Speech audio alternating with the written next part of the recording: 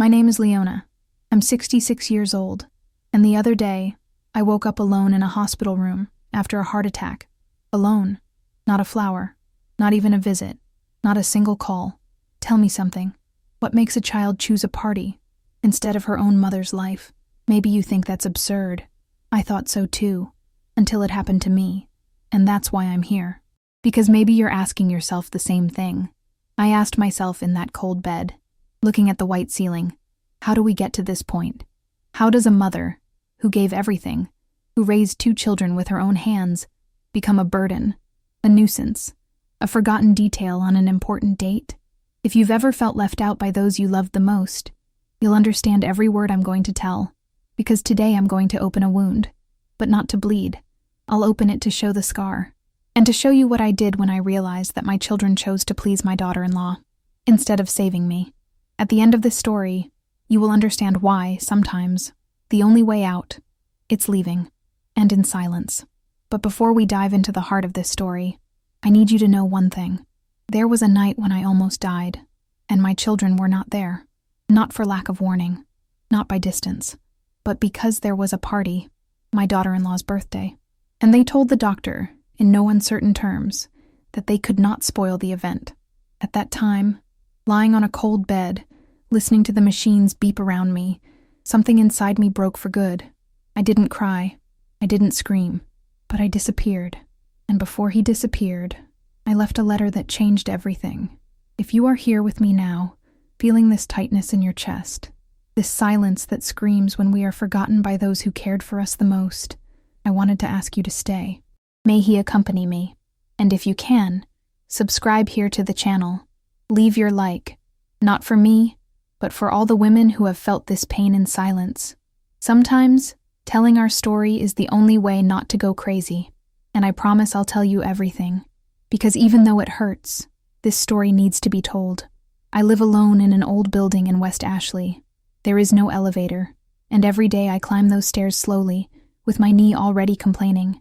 But I go, with a bag of bread in one hand, and the other holding the peeling railing. My apartment is small but clean. Everything smells of lavender and brewed coffee. The rocking chair, which belonged to my mother, is still on the balcony. And every Sunday morning, rain or shine, I go to Grace Episcopal Church. I always sit on the same bench, sing the hymns softly, and return home in silence. Nobody waits for me, but I keep going, because I was taught that faith is kept until the end, even when the heart is tired of waiting. I still bake cakes. I still sew. I still separate toys for when my grandchildren come, even though I know that most of the time they don't. But I continue, because there are things that we do not for others, but for ourselves. Marcus and Joel, my 2 boys. How affectionate they were, my God. Marcus was more closed, but he looked at me with those big eyes, as if I were the only person in the world. Joel was my talkative, always laughing, hugging me from behind as I washed dishes. They said I was the best mother in the world, and I believed it. I raised both of them alone. When their father left, they were still too young to understand. I lied to protect. He said that he had gone to work abroad. It was only years later that I told him the truth.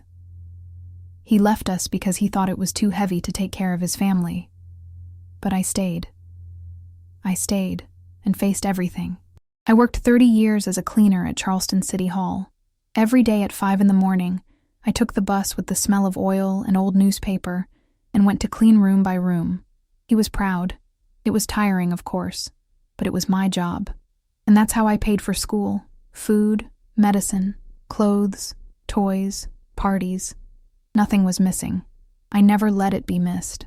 I remember the nights when they both slept together, and I ran my hand through their hair and thanked God that I still had strength. I remember the tests I printed in secret, the parties I prepared with the change from the fair, their smiles at graduation, and when they entered the state college. I could hardly contain myself with joy. I saw each one cross that stage and took the diploma in my hands as if it were mine. But then life changed. They graduated, got a job, met their girlfriends, and the house became quieter. First came the postponed promises. Mom, this weekend we can't do it, but next weekend we'll spend it there. Mom, I'll call you tomorrow, I promise. And I believed it. I always believed. We believe because we love it, because we want to see the best, because we think, it's just a phase. They're busy, they have their own lives. And every time I repeated this to myself, it was as if I put a warm cloth on top of an open wound. There was a day, right after Joel started his new job, that I made a carrot cake with chocolate icing, which was his favorite. I waited until 9 at night with the table set. When I called, he answered laughing on speakerphone with someone and said, "Wow, Mom, I completely forgot. Today was too busy. Sorry." I said that's okay. He always said that it was okay, but I kept looking at the cake getting cold. And at that moment, it was as if I had taken a no without having asked anything. You know, there are times when we feel that it's becoming a landscape in the lives of those we put in the world. You smile, wave, ask if everything is okay, but no one stops to really look at you anymore. That's when I want to ask you, have you ever felt that too? That feeling of being there, with your body present, but invisible to those who should see you the most. If you've been through this, comment here with I've lived it, because I know I'm not the only one. And when we share, the pain weighs a little less. I kept sewing the Halloween costumes, even if they didn't ask for it. I kept separating eggs and flour to make their favorite cakes. I kept buying thick cotton socks for the winter, even though I didn't know if they would accept it, because that's what loving a child is all about, giving without waiting. But there is a moment when the silence begins to scream, and what was a donation becomes tiredness, not physical, tiredness in the soul. Looking back now, I see that they were slowly disappearing. It wasn't all at once. It was in the way they stopped telling the news, in the way the daughters-in-law were taking care of the decisions, in the dates that were previously ours and that became social commitments. And I, always trying to fit in, ended up shutting up, pretending it didn't hurt, but it hurt, and a lot, and all that. All this was still just the beginning. Because as much as I thought I had seen it all, nothing prepared me for what was yet to come. Nothing prepared me for the day I ended up in a hospital, and I realized that for them, I had not been a priority for a long time. But the worst, it was yet to happen. And that's what I'm going to tell you in the next part. Because that day, when the phone rang on the doctor's cell phone, and he heard what my children said, I felt my heart stop. And it wasn't just because of the disease. It was something that killed me inside. Do you want to know what it was? When Joel introduced me to Brooke, I smiled with an open heart. Beautiful, elegant, full of difficult words and grandiose plans. He said he worked in marketing in New York, but that he was going to move to Charleston for love. He wore expensive clothes, spoke looking over his cell phone, and always seemed to be taking a picture from the inside, as if everything was a scenario. Taylor, on the other hand, who Marcus brought for a Sunday lunch, was more restrained. There was that sweet way that we only realize is bitter when we swallow it. He never disrespected me directly, but he also never looked me in the eye for more than 3 seconds. The first thing I felt, when they came into our lives, was how much I had to try to fit in. It started with small changes. Sunday lunch, which always took place at my house, became better in ours, Mom, more modern, more space. My cakes began to be exchanged for pies ordered from the French pastry shop on the corner. "It's healthier, Leona," Brooke said, her smile that only moved her lips. I used to take pies. They said they were now vegan. I took gifts to the children, and they already had the same toy in a more expensive version. One day, I arrived with a jacket that I had knitted for Joel and Brooke's baby. She thanked her coldly, and, when I thought they weren't seeing, I saw that she left the package on the car seat. Forgotten. At these times, we feel it. No word needed. We feel it when it has become excess. My presence, which was previously expected, is now tolerated. I remember a dinner in which everyone talked about travel, investments, courses abroad. I commented that the neighbor had planted mint in the backyard, and that it reminded me of my mother. No one answered. The silence weighed down. And soon after, Brooke laughed, pouring wine, as if I had said something completely out of place.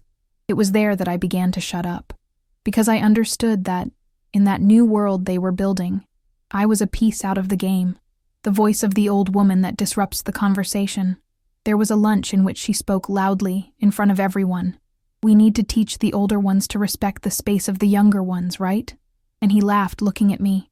I smiled too, not because I found it funny, but because I learned that sometimes silence is the only answer we still have left. My children laughed along, and that hurt me more than any disease I've ever faced. I wanted to ask them, where is that boy who cried when I went to work at dawn? Where is the one who wrote me notes with "Mom, you are my hero"? Did they remember? Or were they so enchanted by their new families, fancy dinners, and career plans that they forgot who had done their laundry for years?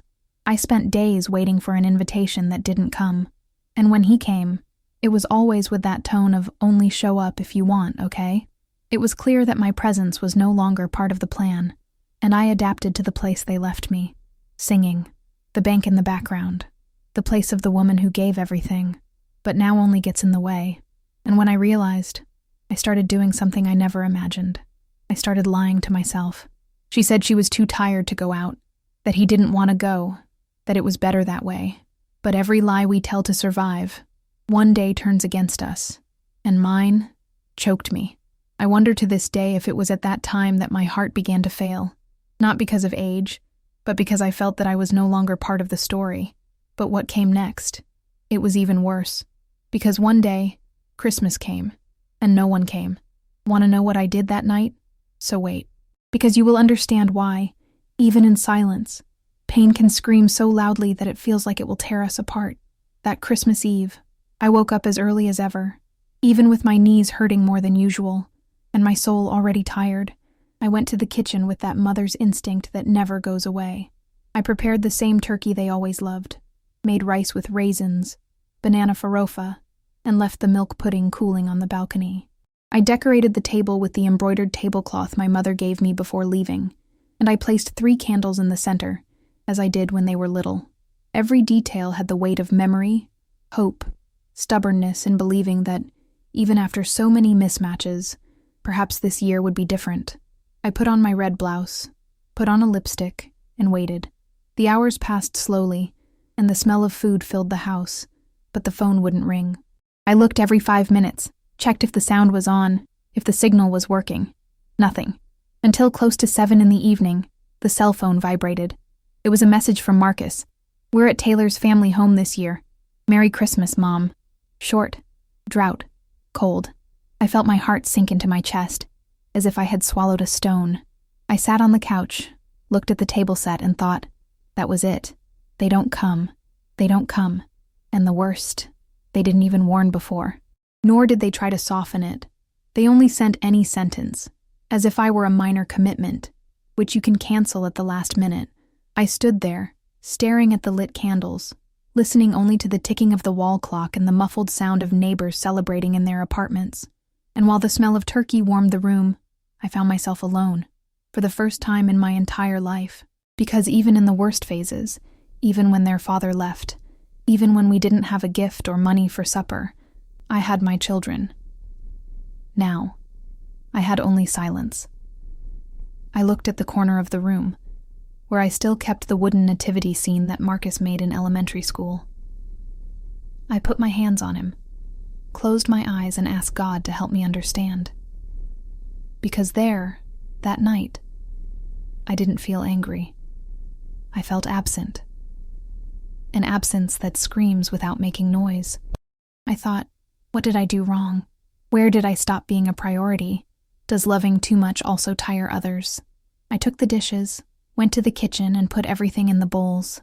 I put the turkey in the fridge, the farofa in small jars, and folded the tablecloth with a slowness that only sadness gives. Then I blew out the candles one by one. Each flame that went out seemed to take away a piece of the faith I still had in them. I sat in the armchair in the living room, wrapped my legs with a blanket, and stayed there. I didn't even turn on the television. I stared at the street, at the flashers of the neighboring building, trying not to cry, because if I cried, maybe it would all fall apart. I forced myself to say in a low voice, "They're busy. They are living their lives. It's okay." But it wasn't. I knew it. And it was there, in that silent Christmas, that something changed in me.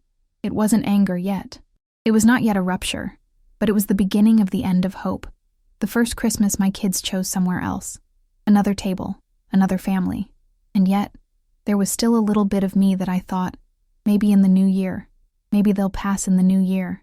But what happened on New Year's Eve? It was even more cruel. Want to know what they did? Because sometimes what hurts is not what is missing. That's what's left. And there was coldness. There was contempt left. What was left was a type of indifference that marks more than any absence. After that Christmas, when I didn't even receive a visit, time began to slip differently. Slower, heavier. It was as if each passing day pushed me a little further out of my children's lives. Still, I was still there, firm, present, trying to find some space in the leftovers of what was left. And it was at this stage that Joel appeared one day with an idea in his eyes. "Mom, can I talk to you quickly?" He came alone, without Brooke, and even brought a cake from the bakery, trying to make it look like it was a casual visitor. But I know my children. I know it in the tone of voice when it comes to the request. He sat down, talked about a consulting project that he and a colleague were starting. He said it was a unique opportunity, that it had everything to work, but that he needed an initial investment to get the business on its feet. I wanted $15,000. The amount made me choke on the coffee. It was everything I had saved for the future, for my old age, for some emergency. It was my relief. But he held my hand, looked me in the eyes and said, "We're going to pay you with interest, Mom. It's a promise." Brooke later reinforced, "You're going to be proud. This is going to change our family's life." And I, silly, wanting to believe. Because when we love, we prefer to delude ourselves than think that we may be being used. I took the amount from my retirement account. I wrote the check with a trembling hand, but with a hopeful heart. I delivered it as someone who delivers a piece of its own history, because that money was not just money. It was the sweat of 3 decades. It was what I didn't spend on myself to have something saved. It was what I kept when I stopped changing the torn sofa, when I ate beans and rice instead of ordering ready-made food. But I delivered, and I kept waiting. A month later, no news. 2 months, silence. 3 months, the business had gone bankrupt, and no one warned me. I found out by chance when I called to ask how things were going, and Joel replied in that dry voice, "Oh, Mom, unfortunately it didn't work out." I spoke carefully. I mentioned the loan. He sighed and said, "We're going through a difficult phase. Then we'll talk about it." We never talked. The matter was shelved, as if it had never existed, and I was left with the void, not only money, but of respect, of consideration, because the pain was not for the loss. It was because I realized that I was just a means, a step, an ATM with first and last name. And yet, even with all this, I continued to help. When Joel asked me to stay with the baby one afternoon, I went. When Marcus said he had no one to pick up a document at the city hall, I went. Even without a car, even with pain in my legs, even with a tired soul. And do you know what I got in return? Whispered thanks, hurried looks, and that old feeling of being there only when it suits you. I'm here, opening my heart, telling my story with truth, with an open wound and a scar still burning. If you are there, listening, following me, leave a like on this video, and subscribe to the channel, because I still have a lot to tell you, because I know there are people who will understand, who has ever felt this weight of being remembered only when it is useful, this wound of giving everything, and even then, never be enough. And it was at this stage, of silences and disappointments, that a piece of news arrived like a stone in the window. Brooke's birthday. And what happened at that party. That's what changed everything. Want to know what they did to me that night? So listen, because there are things that not even time can erase. On the morning of Brooke's birthday, I woke up with a strange twinge in my chest. It wasn't a strong pain, one of those that make us bend over, but it was a squeeze, an insistent discomfort, as if something inside me wanted to warn me that something was wrong. Ignored. I had my coffee as always, with warm milk and bread with margarine. I washed the dishes slowly, stopped a few times to breathe. I looked at the calendar hanging on the kitchen wall. Brooke's birthday, 7 p.m. I hadn't been invited, but even so, out of silly custom, I left a handkerchief as a gift, which I embroidered myself with her initials. It was white, with the letters in light blue. I thought it matched that sophisticated way she liked to show. In the late afternoon, the pain increased. I felt my left arm tingle. I went to the bathroom, leaned on the sink. The last thing I remember before I fell was the noise of the toothbrush slipping and hitting the floor. When I woke up, I was lying on the icy tile, with half of my body numb, I don't know how I had the strength, but I crawled to the phone and dialed 911. The attendant asked my name, address, and said that the ambulance was on its way. After that, everything became blurry. I remember flashes, the noise of the siren, the white roof of the ambulance, the serious face of a paramedic saying, "She's coming into a stand." They erased me. I blacked out again. And when I woke up, I was already in the hospital. I was intubated, with tubes, wires, flashing lights around me. The air smelled of alcohol and machinery. All white, all cold. The name on the doctor's badge was Dr. Harrison. He was talking to a nurse, thinking I couldn't hear. There were 3 stops. A woman of that age, with no one here. It's serious. Soon after, I heard him call. The cell phone was on speakerphone. "Mr. Marcus, I'm Dr. Harrison from Roper Hospital. His mother was hospitalized in critical condition. 3 cardiac arrests, the last one 20 minutes ago. We need someone to come as soon as possible." What I heard next still echoes inside me as if it had been shouted. "Today I can't, doctor. Brooke's party is full of guests. We'll go tomorrow." The doctor insisted. "Sir, I don't know if she'll be here tomorrow." But Marcus had already hung up. Joel didn't even answer. The doctor tried again, left a message. I was there, alive by miracle, and my children were taking pictures with golden balloons. Time passed. I don't know how much, but I remember the nurse coming close to my bed and whispering, as if embarrassed to say, "I'm sorry, Donna Leona. No one has come yet." And there, at that moment, something inside me began to die. But it wasn't the heart. It was faith. It was the part that still believed that, deep down, they cared. The part I was waiting for. The part that justified. I felt a strange calm, as if I had accepted a truth that had always been there, but that I refused to look into the eyes. My children were not there. Not by chance. Not because of an impediment, but by choice. They chose their wife's birthday over their mother's life. And I, intubated, swollen, with my chest open inside, began to do what I never thought I would do. Recount my life. Every moment, every waver, every effort, and for the first time I asked myself, was it worth it? It was in this bed, with my eyes fixed on the ceiling, that something inside me woke up. A strength that I thought had been lost. A silent but firm certainty, because if they chose not to come, I could also choose. And what did I choose after that? No one was prepared to find out. Do you want to know what I did when I left that hospital? So wait, because it was there that my life began again. And it wasn't by miracle. It was by decision. The first few hours after the surgery passed like a blur. I woke up, slept, woke up again with a dry throat and a burning chest. The machine next to me beeped nonstop, a sound that stuck in my head. The IV was coming down slowly, and I could only hear the footsteps in the hallway, the voices of the nurses mingling with the sound of the monitor. No one showed up.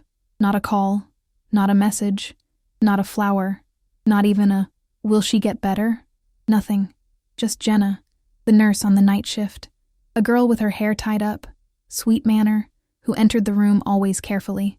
She was the one who gave me water with a sponge when my lips were cracking, who combed my hair with their fingers, who put a blanket on my feet when they noticed that I was shaking. On one of the nights, when I opened my eyes at dawn, she was sitting next to me, playing with her cell phone with headphones, but with her hand holding mine. When she saw me awake, she smiled, as if she were a daughter meeting her mother again. I asked quietly, "Did anyone call today?" She hesitated. He lowered his eyes. Then he said, "They said they were busy, that they were going to try to come over the weekend." It was Thursday. I closed my eyes again. I didn't cry, not on the outside, but inside. It seemed as if everything was breaking in silence. I felt like a forgotten box in the back of the closet. It was once important, but now no one knows what to do with it anymore. I spent the nights awake, looking out the bedroom window. You could see Charleston lit up, the red car lights on Ashley River Road, the signs flashing on the horizon. Each lighthouse was a memory, and every memory, it was a wound. I remembered the house I sold on Wagner Terrace to help Marcus make a down payment on his house. I remembered the time Joel became unemployed, and I paid him 6 months of rent. I remembered the nights I used to go out of the city hall cleaning straight to clean Dr. Whitaker's office, just to save money for their colleges. I remembered my old car, the same one 20 years ago, because every time I thought about changing it, one of them needed something. I gave everything. Everything, even what I didn't have. And now, not even a chair occupied in the corner of the room. Not a hand holding mine. Not even a, "I'm here, Mom." You know that feeling of being just the backdrop of someone's life? To have been the base, the structure, the foundation, and suddenly realize that no one else is looking at you? It's like I've been used and now discarded. If you're still here listening to me, I need to tell you, there's still a lot to come. And what happened after I got out of that hospital, it's what turned the key to my life forever. Stay with me until the end, because when you know what I've done, you'll understand why, sometimes, justice comes in silence, and with more force than any scream. On the third day, I asked Jenna to bring me a paper and a pen. She looked at me surprised, but she brought it. I said I needed to write down some things so I wouldn't forget. But what I wrote, it was the beginning of the end of the woman who was waiting. It is the birth of a woman who chooses. Because when we stop waiting, life begins again. But do you know what I wrote on that sheet? You will understand, and you will see that sometimes the biggest turnaround. It starts with a simple pen in hand. 2 days later, the bedroom door opened, and they entered. Marcus in front, with a cup of coffee in one hand, and his cell phone in the other. Joel right behind, with his head down, as if he had already been apologizing before speaking. The wives? Of course they were. Brooke all dressed up, made up as if she were going to a Sunday brunch. Taylor, more discreet, but with the same air of someone who wants to finish it quickly. "Mom," said Marcus, in a forced tone, as if his presence there were part of a to-do list. Joel gave me a kiss on the forehead and asked if I was better. I just nodded. Brooke sat down and began to tell how beautiful the party had been, that the decoration in shades of gold and green was a success, that everyone praised the buffet. As she spoke, I looked to the side, at the machine that still beeped with my heart connected to it. None of them commented anything about what they had done. No excuse for not coming sooner. No, we were worried. Nothing. Just partying, food, and small talk. That's when Marcus, as if changing the subject at a business lunch, said, "We were thinking, Mom, maybe it would be a good idea for you to move to a place with more care, you know. For safety." Joel added, "I researched some assisted living in Mount Pleasant. There are some with great structure, activities, 24-hour nurses. And Taylor with that sweet and cutting way. We could sell your apartment and use that amount to cover part of the monthly fee. It's more comfortable for everyone." I listened to everything in silence. I looked at each one of them, the children I raised with so much love, now discussing my transfer as if I were an old order, difficult to maintain. I was no longer a mother. It was cost. It was uncomfortable. And every word that came out of their mouths hurt like a sentence. It was not a visit. It was planning. It was not a gesture of affection. It was a strategy. They weren't there for me. They were for them. To solve. To organize. To get the problem out of the way. When they left, with their expensive coffees and hurry in my eyes, I was alone again. But this time, I didn't cry. For the first time, something inside me changed places. A lit flame. A certainty that grew slowly, without haste. I wasn't going to explain myself. I wasn't going to ask for love. I wasn't going to beg to continue being seen. Because if there's one thing I learned in that hospital room, dignity is not negotiable. And when it wakes up inside us, there's no turning back. You know, there is a moment in life when the silence that once hurt begins to liberate. And that's exactly what I felt. A kind of raw, painful, but firm peace. That makes you take a deep breath and think, it's over. If you've ever felt this mixture of sadness and clarity at the same time, comment here.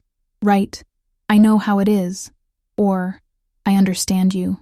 Because there are times when we just need to know that we are not alone in this type of pain. And there, with the smell of alcohol in the air and the mark of serum on my arm, I made the decision that would change everything. They thought they were taking me out of my house, but I was already leaving their lives. And the only thing left to decide was, how? How would I do it without screaming, without drama, but in a way they would never forget? That's what I'm going to tell you in the next part. Because when a mother really shuts up, it is because he has already decided to leave. That morning, the hospital was silent. Only the noise of the heart monitor broke the still air in the room. The dim light of the lamp cast long shadows on the wall, and I, awake with my chest tightened, knew that I was not going to sleep. So much going on in my head. It was no longer sorrow. It was the certainty of the end. The feeling that everything I needed to say, everything I could never put out loud, needed to come out now, before I turned back. I called Jenna with what little voice I had left. I asked for pen and paper. She was surprised, but did not ask. He just took it from the doctor's room and handed it to me with a kind look, as if he knows that there is something there that goes beyond a simple note. I thanked him and started. The hand trembled. His fingers hurt.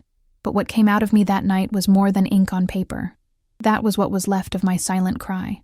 "Dear children," I began, even though I knew that at that moment they were sleeping peacefully, probably without thinking of me. I wrote slowly, line by line, remembering every detail that memory still kept. I told him how I sold my house on Wagoner Terrace to help with Marcus's debts. As I worked for 30 years in the city hall, even with fever, pain, fatigue, because you needed food on the table. I talked about the time I went to sleep without dinner, because Joel had lost his job and needed me to pay the rent. I wrote from the day I stopped buying my own medicines to send money to Brooke's baby shower. I remembered everything, and I put it there. With pain, but without hatred. With sadness, but without poison. Because what I wanted most was for them to know that too much love is also tiring, that even the most generous woman has a limit, and that they overtook mine without even looking back. At the end of the letter, I wrote firmly, "By the time you read this, I'll be far away. Don't look for me. I'm tired of begging for love where there's only disdain." I signed, Leona, not mother, because at that moment, I no longer felt like anyone's mother. Fold the letter carefully, put it in a simple envelope, without a name, and kept it in the bedside drawer. Then I stared at the ceiling for a few minutes. A different emptiness took over me, but it was a necessary void, a silence that begins to clear inside. It was late at night when I called Jenna again. I asked her to help me make a call. She sat next to me, dialed the number I remembered by heart, even so many years later. It was Dorothy's, my childhood friend. He lived in Savannah. We hadn't seen each other for a few years, but we always sent Christmas cards, birthday messages. When she answered, I heard her excited voice. "Hello?" And I replied with a tight throat, "Dorothy, it's me, Leona." There was silence on the other side. Then, an emotional sigh. "My God. Leona, are you okay? I told you the essentials." He said he needed to leave, that he had no more home, not even a lap, and I asked if she could receive me. Her response was immediate, without hesitation, without questioning. "Come, here you have value." And those words warmed me more than any blanket. Here you have value. That echoed in me like a hug, and it was there that I knew. My departure was not an escape. It was salvation, because sometimes we need to leave to exist again. And do you think they noticed my absence the next day? Do you think they cared when they found out I was gone? Oh, you'll see. What happened when they found the letter? It was just the beginning. Because a woman like me, when she gets up from the ground, it doesn't crawl again. The next day, when the morning light came timidly through the crack in the window, I was already awake. Not because I had slept well, because I didn't, but because something inside me was on alert. The decision was already made. Now, it was time to make it happen. I spent hours observing the hospital, every movement of nurses, every shift change, the times when the corridor was emptier, the way papers were filled out at the front desk. I didn't cry. I didn't hesitate. I just paid attention. My mind, which many there thought was tired, was sharper than ever. I called Jenna again. She knew me well enough to understand that I wouldn't ask for anything for no reason. I spoke softly, firmly. "Help me get out of here without making a fuss." She widened her eyes. "Run away, Leona?" I smiled slightly. "Not running away. Leave." She took my hand, and without further question said, "Let's plan." Jenna was my angel. He lent me his cell phone for a few minutes. I called Dorothy and confirmed, "I'm leaving tomorrow." She replied in that voice that sounded like a lap. "Here you will breathe, Leona." I wrote down the number of an interstate bus to Savannah that left in the late afternoon. The value? $68. I had $83 in my wallet. Money counted, but enough. I asked for my personal belongings, an old bag with documents, the transport card, the cloth wallet with Velcro, those old ones, faded at the edges. Inside, in addition to the money, There was a photo of Marcus and Joel as little. I kept it without looking too much. It still hurt. I agreed with Jenna on the time when the reception was busiest, between 3 and 3:30 p.m., and when the people on duty delivered the reports and the visitors started to arrive. That would be my moment. She promised me that she would cover my absence for at least 2 hours, enough for me to leave, take the bus downtown, and disappear for good. I spent the rest of the day reflecting, not with sadness, but clearly, thinking about what my life would be like from then on. I still had my retirement. I would need to resolve the health plan, maybe review some documents, update the address. But all this was a detail close to what I needed most. Autonomy, peace, silence, but a silence of mine, chosen, not imposed. For the first time in many years, someone wanted me around without asking for anything in return. Dorothy didn't demand anything from me. He only opened the door for me. And that feeling, to be received, not tolerated, it gave me strength that I didn't even know I still had. I was hurt, yes, but not destroyed. And if this piece of my life can become a mirror or a hug for someone, help me carry it forward, like and subscribe here to the channel. It makes more difference than you think. Sometimes, all we need is to know that someone is listening. That night, before I left, I sat in the hospital bed looking at the horizon from behind the window. The city outside followed its rhythm, oblivious to everything. And I thought, it's now. There is no turning back. When people treat their love as an obligation, their care as a burden, you have 2 choices, beg or leave. And I chose to leave. But what I didn't know, it was what awaited me when I arrived in Savannah. Because there, a surprise awaited me. And it was she who turned my escape into rebirth. Do you want to know what awaited me on the other end of the line? So stay here with me. Because what comes next, no one would ever expect from a lady like me. I was only a few hours away from leaving the hospital, when the social worker, a small, polite woman named Mrs. Ellison, knocked on the door with an envelope in her hand. Donna Leona, I thought you would like to see this before you go. I thanked her, and waited for her to come out to open it. My heart was already quiet, but not prepared for what was to come. Inside were printed copies of the records of the calls made by Dr. Harrison and the hospital administration itself in the last 72 hours. It wasn't just the number of times they tried to talk to my children that hurt in itself. It was the content of the conversations. The notes were there, cold, recorded by professionals. Marcus answered.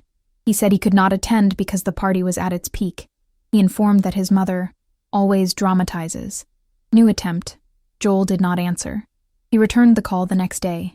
He commented that he didn't know it was that serious, and that he was taking care of the logistics of the party. And then came the phrase that ripped me off the ground. Brooke. She had said, according to the transcript, she exaggerates. It has always been like this. We can't cancel her party. And then, Taylor, she's too dependent. Maybe it's better for her to live in a place that's her own. Elderly. I held those sheets for long minutes, with teary eyes, but without a tear falling. It was as if something had finally been explained. It wasn't just abandonment. It was construction, a narrative that had been put together for years, where I was the fragile, the uncomfortable, the exaggerated, the one that needed to be put aside. It was not a momentary mistake. It was an ongoing decision, a silent project to erase me, and I collaborated. How many times did I keep quiet when Brooke cut off my line? When Taylor spoke over me? When the boys looked away and pretended not to see? How many times have I swallowed the discomfort thinking it was something in my head? The social worker also told me, tactfully, that the children even discussed among themselves the possibility of signing a request to be transferred to a nursing home, without my authorization. They said it was the best. I no longer felt angry. He felt clarity. The feeling that everything I needed to leave, it was there. Because it was no longer a question of being forgotten. It was something worse. To be redesigned. To be molded into an image that was not mine, and used to justify their absence. And if you're still here listening to me, let me tell you something. When we see the whole truth, even if it hurts, a strength is born that no one can take away. There is still a lot to come. The most memorable moment in this story is coming, and when you know what I left behind in place of my absence, you'll understand why my departure wasn't goodbye. It was a warning. I kept the papers. I looked at the room for the last time, and I promised myself I will never again beg for space where my existence bothers me. But do you think they left it like that? Do you believe that those who construct a lie accept the silence of those who disappear? So wait. Because what did they do when they found out I was gone? It was even more revealing than anything that came before. At the end of that afternoon, when everything was already prepared, ticket in hand, bag organized, documents carefully kept, something worried me. There was no doubt. I knew what I needed to do, but it was as if something inside me still asked for one last look, not to go back, but to see properly. I borrowed Jenna's cell phone, sat slowly on the edge of the bed, and took a deep breath. It's now. I dialed Marcus's number first.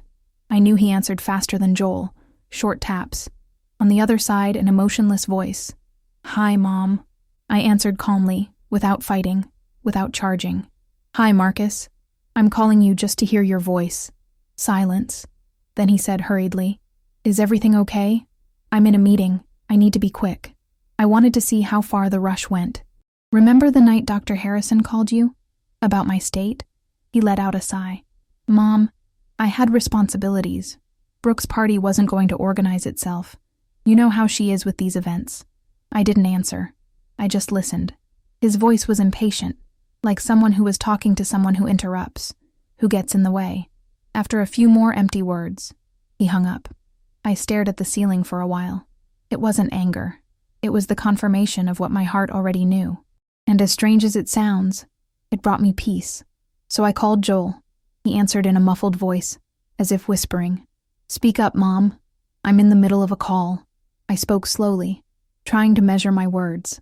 "I just wanted to know, when you talked about transferring to an institution, was it really serious?" On the other side, silence. Then, a firm and icy answer. "Mom, it would be better for everyone. You need care that we can't give. You know that no one has time to go there every day." I thanked him. I really thanked him. Because that was all I needed to hear. They didn't understand. They never understood. And now they didn't even try anymore. Turned off. I looked at my bag arranged next to the chair. I took a deep breath. And for the first time in a long time, smile. A sad, but true smile. It was the end of a cycle. I knew there was no bridge there anymore. Just an abyss. And I wasn't going to jump to catch up with anyone. I let those who chose to move away fall. It's funny how certain memories, even small ones, are stuck inside us forever.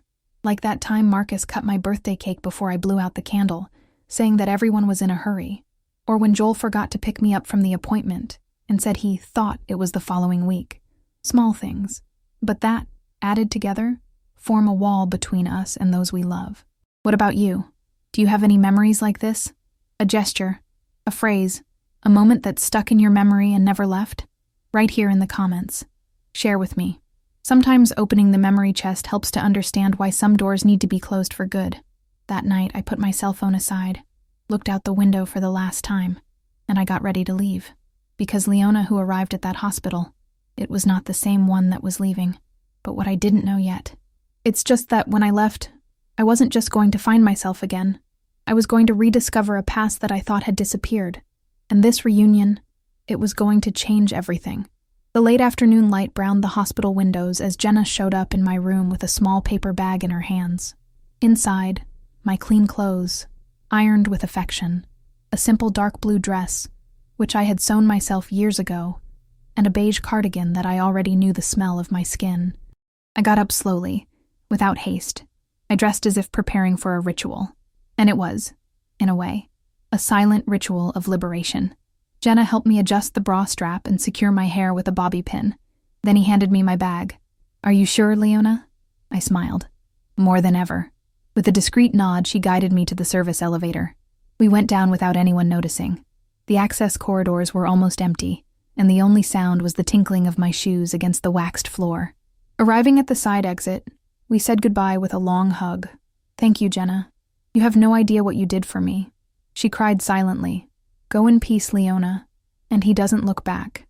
I took an old taxi, with the passenger seat torn and the smell of old cigarettes. I asked to go to the bus station. The driver didn't ask anything. He just drove.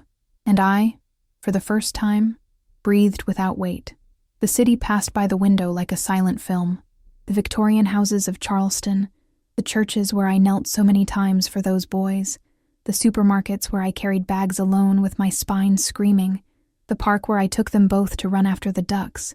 Everything was being left behind. And, with each kilometer, a part of me said goodbye. Arriving at the bus station, I bought the ticket with cash. The girl at the counter looked at me quickly, not curiously. In the waiting room, I sat in the corner, with my small suitcase in my lap. All around, families talked, couples argued quietly, young people laughed loudly with their headphones hanging. And I was there, invisible as I always was. No one looked twice. No one noticed the woman with white hair, erect spine, and tired but determined look. My bus to Savannah would leave in half an hour. Enough time to look one last time inside myself and understand. I wasn't running away.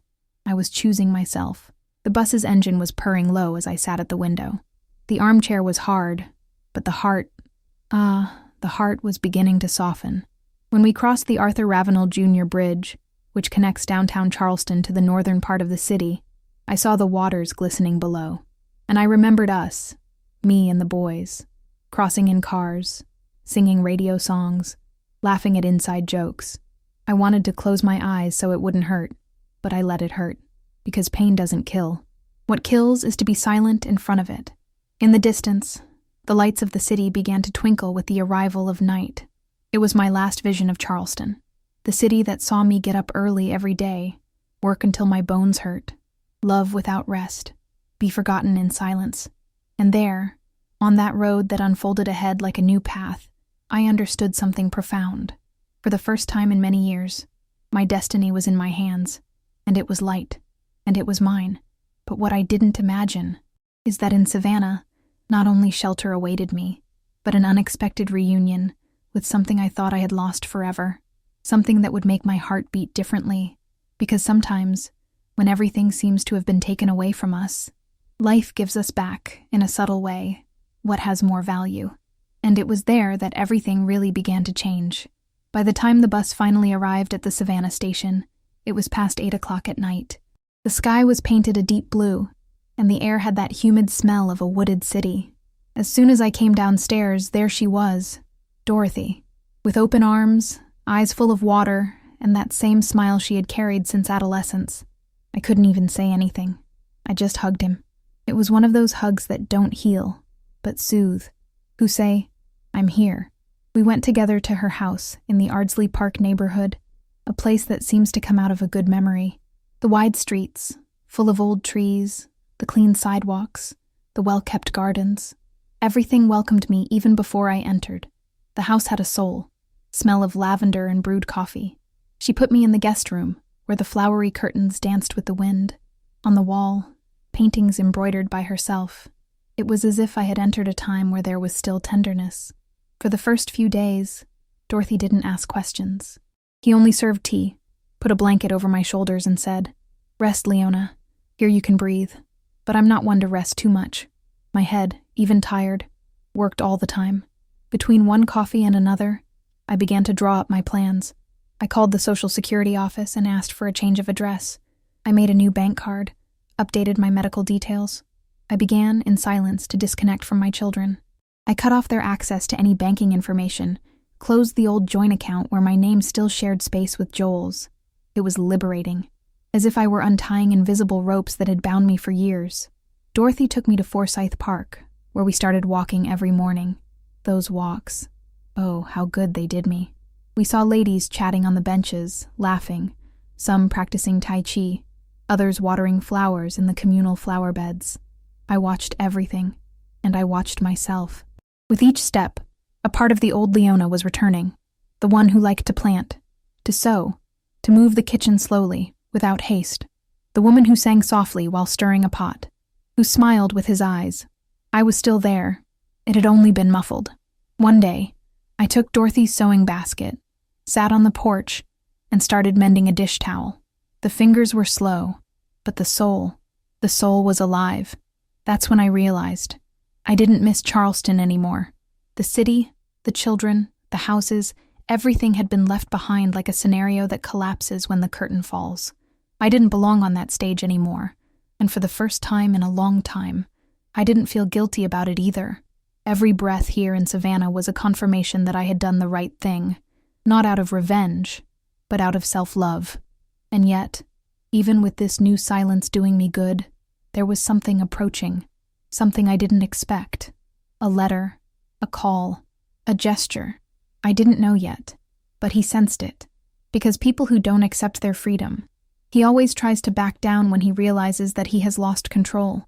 And when that happened, everything changed again. Are you ready to know what they did when they found out I left? Because their response, it was even more revealing than the abandonment. It took exactly 4 days for the first sign of them to reach me. I was on the porch with Dorothy, watering the hanging ferns, when the landline phone rang. She answered. "Hello?" I heard her say, and then she looked at me with a frown. "Oh, I'm sorry. Leona no longer lives in Charleston. Who is speaking?" That's when she made a subtle gesture, asking for silence, and hung up with a dry, "Have a good day." It was Taylor. My heart didn't even race. It was as if the body knew that this moment was going to come, and it arrived. At the hospital, the social worker had followed the protocol and registered my departure as an evasion without discharge. This generated an alert, of course. Soon Marcus and Joel received the notice. "Your mother left the hospital without medical clearance." Their world was turned upside down, but not because of me, not for affection.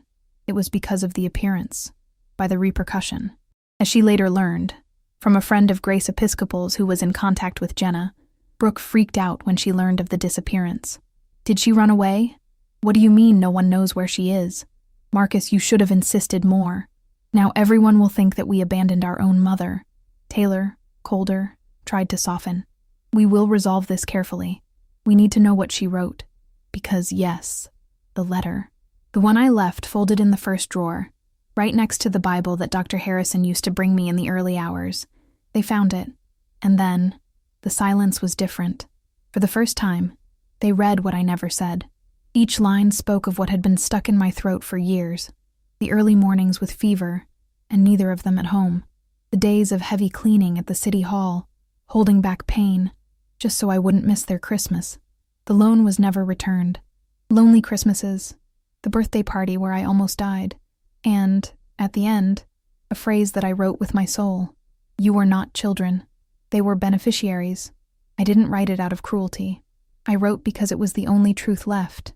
I was no longer afraid of hurting anyone, because for years only I bled in silence. There are things that we live and keep, but maybe by telling, we help another heart to breathe. Enjoy this video and subscribe, and let's make this story reach those who need it. After that, they started to chase. Calls, messages, emails, messages with neighbors.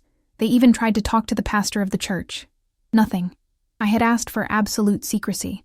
Dorothy held my hand and said, "Leona, those who disappear for self-love do not owe satisfactions to those who only wanted you for convenience." Their panic was not for my health. It was because of the scandal, by the stain on the perfect image they had cultivated. Devoted children with troubled mothers. The narrative was broken, and they were naked, in front of the mirror that I left with words. But do you think they kept quiet?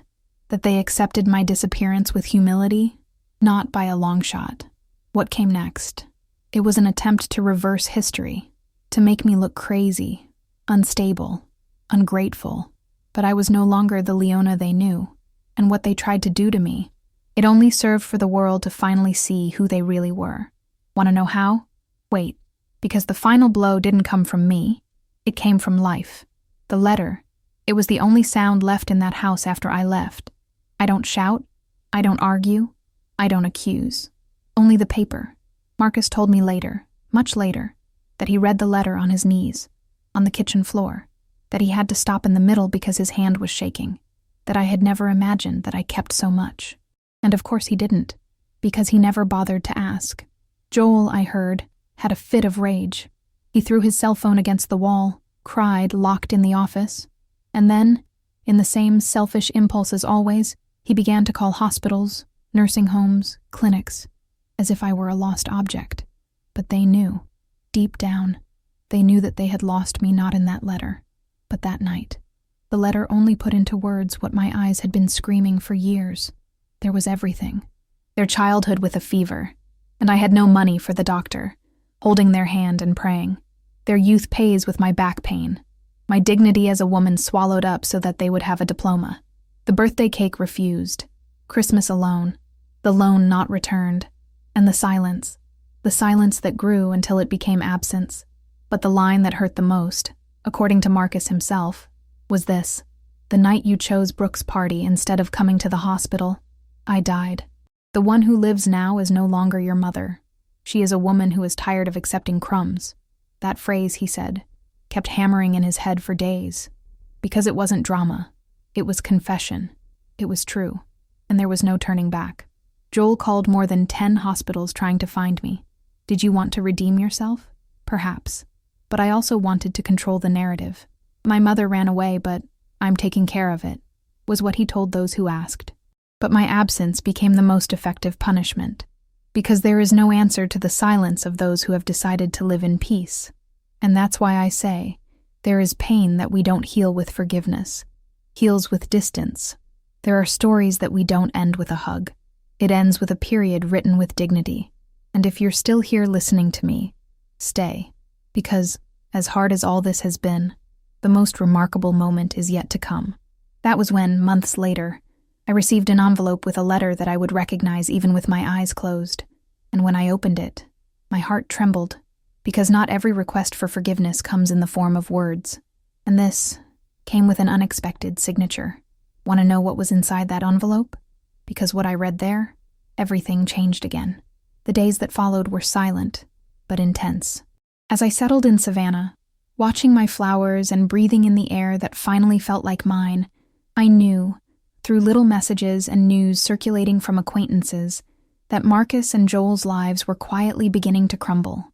Brooke tried to maintain the impeccable facade on social media, posting rehearsed smiles and photos of sophisticated brunches, but the effect was the opposite. Co-workers, family friends, and even the neighborhood noticed the nervousness, the veiled tension, and began to question the absence of empathy, the detachment they showed me. Marcus, who had always prided himself on his control over everything, began to suffer from anxiety attacks. With each notification of a message he saw about my absence, his throat closed, his chest tightened, and he found himself unable to remedy what he had done. Joel, for his part, tried to rationalize. He repeated to himself that it wasn't that serious, but the truth is that every thought about my health, every memory of the night I almost died, silently corroded him. Both began to blame each other. Marcus said that Joel should have moved earlier, that he should have insisted, while Joel repeated that Marcus was the oldest, responsible for coordinating, and that it was all Brooke's fault, who prioritized his party. And Brooke, Brooke drowned in fear that the image built over the years, that of perfect, socially impeccable sons and daughters-in-law, would crumble for good. She tried at all costs to stifle any comment, any question, but people had already seen beyond the mask. Every little slip on the networks, every out-of-tune gesture, every evasive speech, turned into an echo that reminded them of their negligence. Their social life, which had always been carefully planned, began to show cracks. People realized that their relationship with their mother was not what it appeared to be. Friends, distant relatives, and colleagues began to look judgmentally, questioning the character and choices of those who had ignored a lifetime of love and sacrifice. Marcus and Joel, as much as they tried to maintain the facade of normalcy, were falling apart emotionally. Marcus argued with Taylor frequently, small disagreements turning into protracted fights. Joel isolated himself, avoiding conversations about his family, reliving in silence every moment, when they preferred comfort and convenience to the presence of his mother. They were missing something more valuable than any material possession, the trust they once had in me, the certainty that they could count on my unconditional love, the moral compass that guided them, and all this, silent, discreet, invisible to the world, but profound to them. I watched from a distance, not with petty glee, but with the feeling that justice does not need violence. Sometimes it manifests itself in the mirror that the children themselves cannot escape.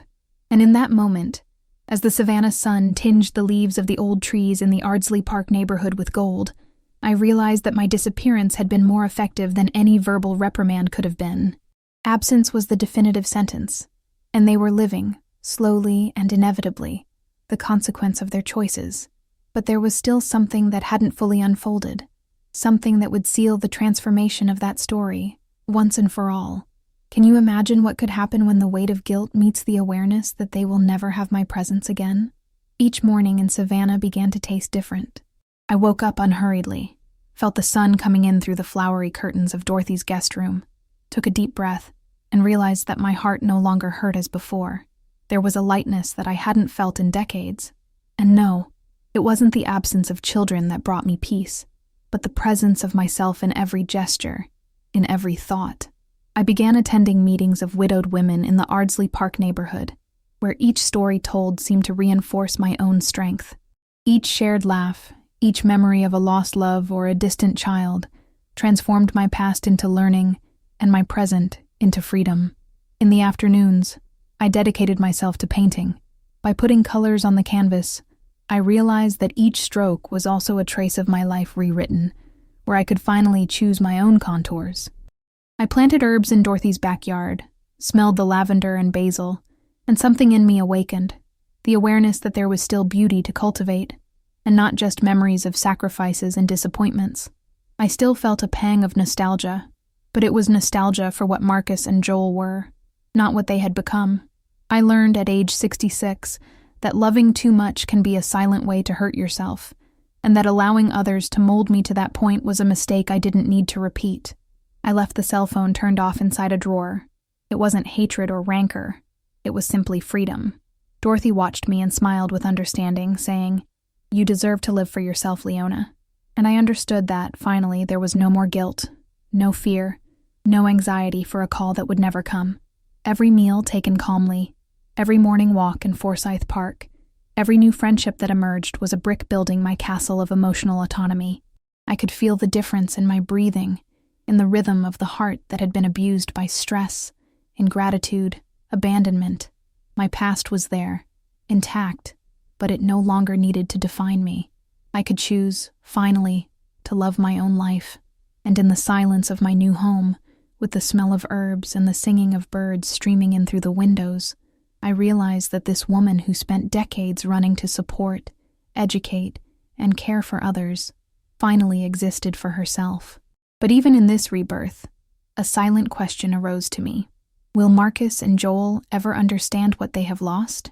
Or will life take its course, and I will remain, serene and whole, with the freedom they will never understand? I sit on the porch of Dorothy's house, the gentle Georgia heat enveloping my skin as the scent of jasmine blends into the wind. I watch the sunset and think about the life I left behind in Charleston, the children, the hospital, the absence that I had tried to fill for so long with effort and quiet sacrifices. For the first time, my smile is not an obligation. It is not polite or restrained. It is the expression of someone who feels whole, complete, free from decades of other people's expectations. My decision to leave was not born of hatred, but of a self-love that was slow to arrive, an afterthought realization that I deserve my own life, my own dreams, and my own peace. I imagine that maybe one day Marcus and Joel will understand what they have lost, but now I know that this understanding is not necessary for my happiness. The freedom I have earned does not depend on their forgiveness, nor on anyone's validation, only on my own awareness that I have finally put myself first. The lesson I carry is clear. Do not wait for others to value you. Learn to cultivate it in yourself, because only then will life return its dignity. By sharing this story with you, I feel like we've created a bond. Every word I've read so far is like a hug that warms and supports this space. If you can, leave your like, it is this hug, and subscribe to the channel as an invitation to come back to the next coffee with me, to continue talking, sharing memories and strengths. Comment from which city you are watching. I want to feel that we are not alone in this journey of experiences and emotions. And don't forget to activate the bell, so you don't miss it when the coffee is ironed again. I look to the future with curiosity, because every real story I have lived, or that I will still hear, has something to teach. Don't go yet. Listen to the next story that will appear on the screen. Always remember, each wrinkle tells a story, and each story carries a strength. Watch the next video here on the channel with another incredible story, and feel, as I feel now, that each end can also be a full, silent, and dignified new beginning.